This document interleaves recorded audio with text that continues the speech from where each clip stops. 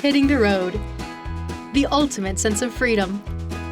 Like Willie Nelson said, I just can't wait to get on the road again. the Great American Road Trip, trekking across our great nation with no roadblocks, just the freedom to go where the next road takes us. Most people take at least a few of these time-honored trips in their lifetimes. Either staying at roadside motels, camping, or glamping, the glamorous form of camping, along the way. How did 4 of the world's most influential men add the Great American Road Trip and glamping to their list of inventions? And how did they end up running out of gas right in front of the Hotel Roanoke just in time for dinner at the fancy hotel? Welcome to Sky Parlor History, where we rummage around in America's attic and awaken the sleeping stories of the past. Before we get started, subscribe to our channel and leave us a comment on the next story you'd like us to uncover.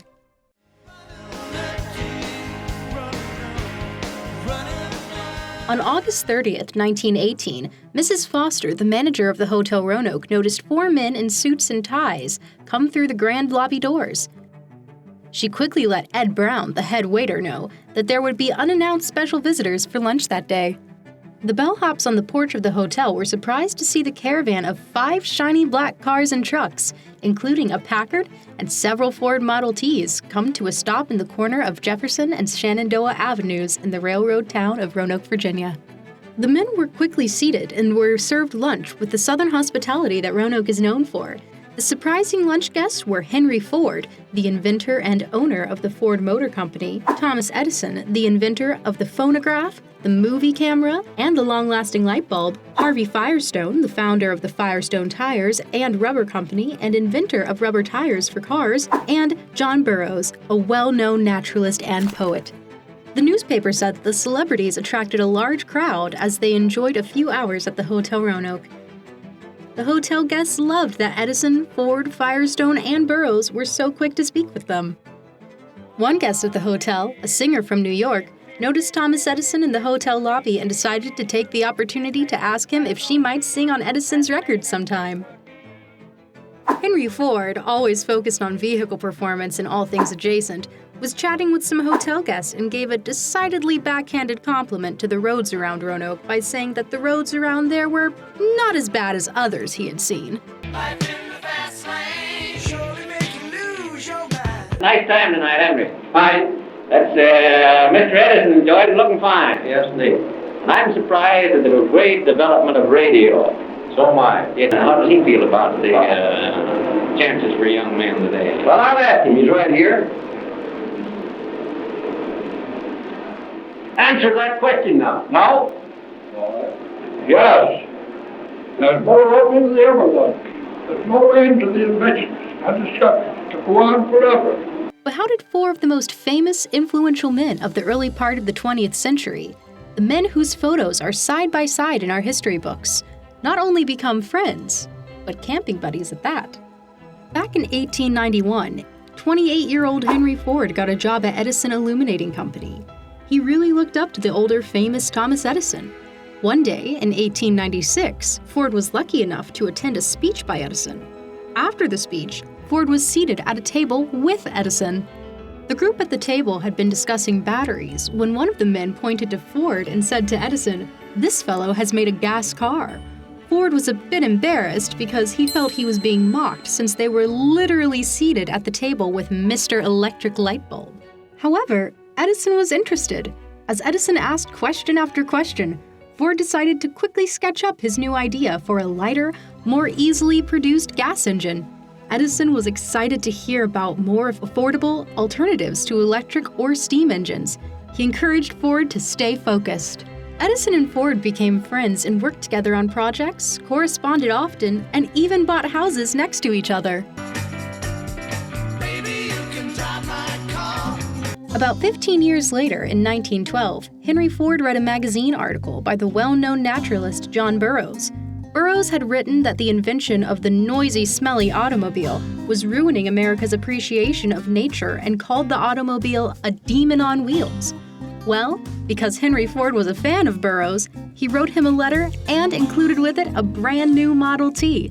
John Burroughs was 75 years old at this time and had never driven a car. But despite his misgivings about automobiles in general, he couldn't resist trying it out. John Burroughs would have been better off leaving his feet on solid earth because he immediately rammed his car into a locust tree inside his front gate, and then he crashed it through his barn. But after a lot of practice, Burroughs decided that he actually loved his Model T, and within 2 years, Henry Ford had another treasured friend in Burroughs. Is on the road again. I just can't wait to get on the road again. Henry Ford decided to invite John to go along with him to visit Thomas Edison and his wife at their winter home in Florida. During that trip, the three men went camping in the Everglades. This set off a yearly tradition. In 1915, Thomas Edison was being honored in San Francisco, and Henry Ford decided to go along. With him, he brought his friend Harvey Firestone, who he'd come to know when he bought a set of tires for one of his first horseless carriages. He had quickly made Firestone a main supplier, and they became not only colleagues, but friends as well. While they were in California, Edison, Ford, and Firestone enjoyed being together and exploring the great outdoors, so he became the fourth in this unbelievable group of friends.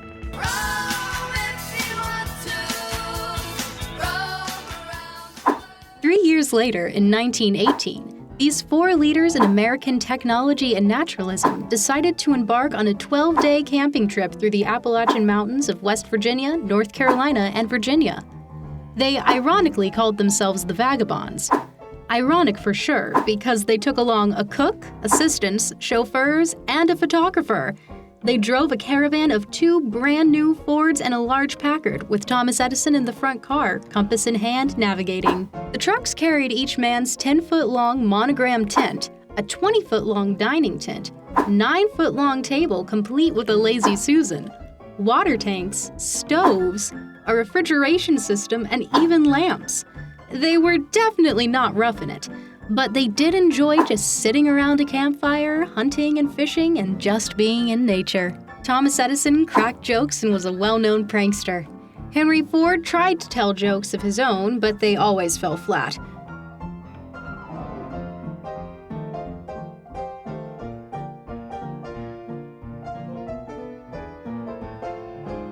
Burroughs thought that the biggest joke of all was the fact that these campers brought along all of the luxuries of home just to seek discomfort. Country roads, take me home. When they were almost done with their trip, they stopped by the town of Roanoke, Virginia, in search of fuel.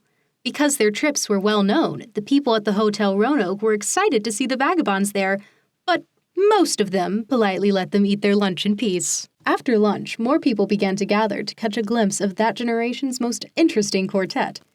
While Burroughs and Firestone helped fuel up the vehicles, Edison read the newspaper and Ford enjoyed entertaining the crowd. He talked about tractors and water power, and of course, road conditions. He always ended his comment with a joke and a smile. When the entourage got ready to load up again and leave Roanoke, Ford said, "You have a wonderful country hereabouts, and wonderful people living in it." And with that, they drove away. So, what are your thoughts? Would you be surprised to see modern-day technology and conservation leaders hanging out together? Imagine Elon Musk, Jeff Bezos, Steve Jobs, and Steve Irwin setting off in Teslas to camp in the Australian outback once a year. Do you have a story you'd like to see us uncover? If so, please let us know. Thanks so much for watching. Don't forget to give this video a thumbs up and subscribe, and we'll see you next time.